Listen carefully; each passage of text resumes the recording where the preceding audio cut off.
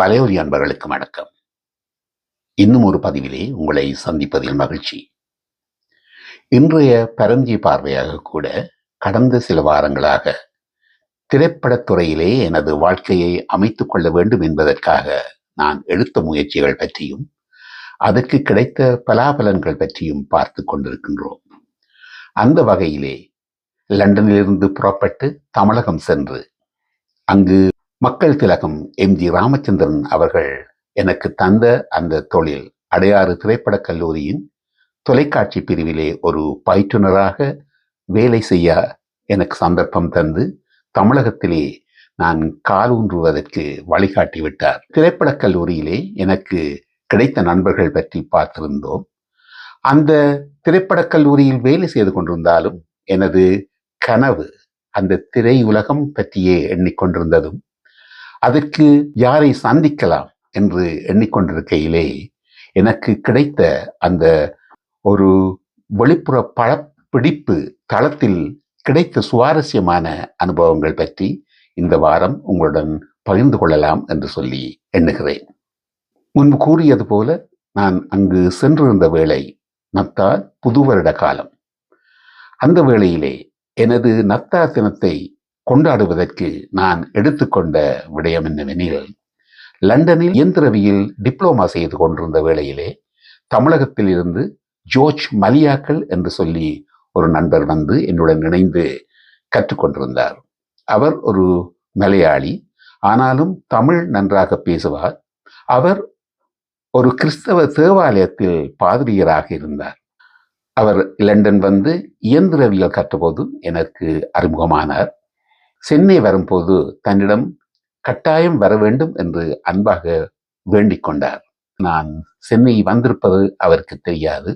அந்த நத்தார் தினத்தையும் புது வருடத்தையும் அவருக்கு ஆச்சரியமான மகிழ்ச்சியான ஒரு பொழுதாக மாற்றலாம் என்று சொல்லி அவர்களிடம் சென்றிருந்தேன்.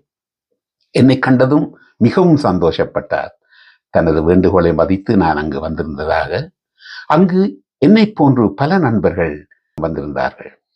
என்னை அவர்களுக்கு அறிமுகம் செய்து வைக்கும் வேளையிலே எனக்கு சேலம் சங்கர் என்று ஒருவர் அறிமுகமானார்.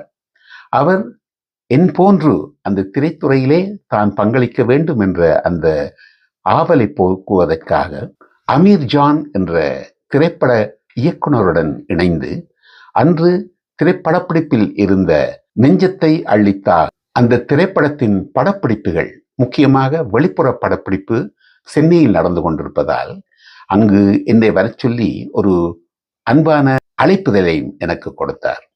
அது எனக்கு ஒரு நல்ல ஒரு மகிழ்ச்சியான ஒரு தருணமாக அமைந்தது. ஏனெனில் நான் எண்ணிய கனவு நினைவாக்குவதற்கு எல்லா வகையிலும் சந்தர்ப்பங்கள் கிட்டி வருவதாக உணர தூண்டியது.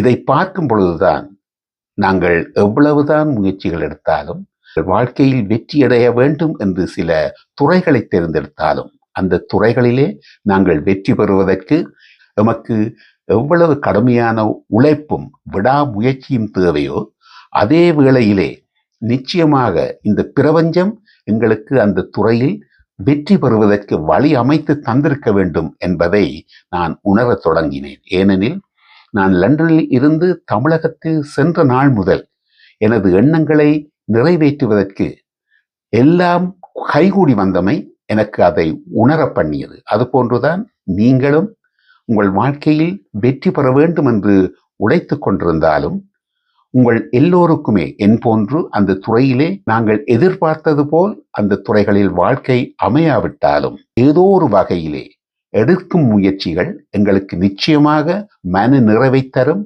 அந்த துறையிலே நாங்கள் எதிர்பார்த்தது போல் சாதிக்க முடியாவிட்டாலும் இறுதியிலே மன அமைதியுடன் இன்பமாக வாழலாம் என்று உங்களுக்கு உறுதியளிக்கின்றேன்.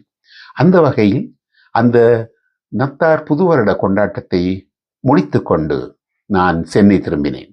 சென்னை திரும்பும் வேளையிலே ஒரு செய்தி எனக்கு கிடைத்தது. அந்த செய்தி எனது வாழ்க்கையை மாற்றி அமைக்கப் போகின்றது என்று அப்போது எனக்கு தெரியவில்லை.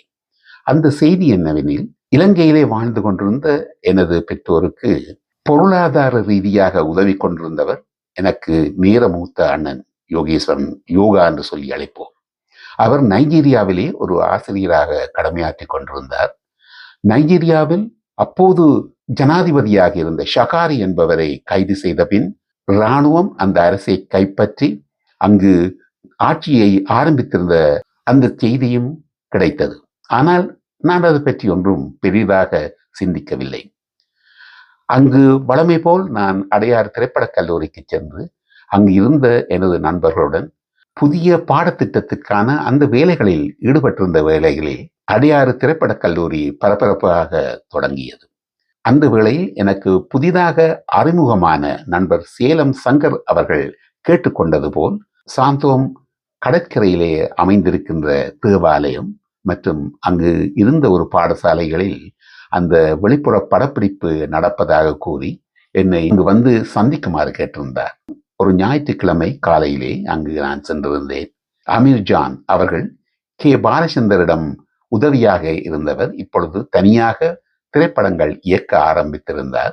அந்த செய்தி கூட எனக்கு நல்ல ஒரு மகிழ்ச்சியை தந்தது. காரணம் என்னவெனில், எனது மானசீக குருநாதர் கே பாலச்சந்தரின் வழியிலே அமீர் ஜான் அவர்களுக்கு நான் அறிமுகமாக போகின்றேன் என்பதுதான் அந்த செய்தி. அந்த படப்பிடிப்பு தளம் பரபரப்பாக இயங்கிக் கொண்டிருந்தது. அந்த படப்பிடிப்பு தளம் ஒரு வேலை செய்யும் இடம் போல் இல்லாமல் நேரத்தை இன்பமாக கழிப்பதற்கு பலர் ஒன்று கூடி கொண்டாடும் அந்த பிக்னிக் போன்ற ஒரு உணர்வை அங்கு கொடுத்தது. என்னை சந்தித்த சேலம் சங்கர் அவர்கள் அமீர் ஜானை எனக்கு அறிமுகம் செய்து வைத்தார்.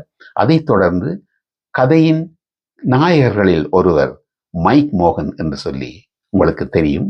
மோகன் அன்றைய காலகட்டத்தில் பந்தா பண்ணாமல் நட்பாக வந்து கலந்து பேசி என்னிடம் லண்டன் அனுபவங்கள் பற்றி எல்லாம் பேசிக் கொண்டிருந்தார். எனது எண்ணங்களை கூட அவர் வரவேற்று வாருங்கள் நாங்கள் இணைந்து பணியாற்றலாம் என்று சொல்லி கூட அழைப்பு விடுத்தார்.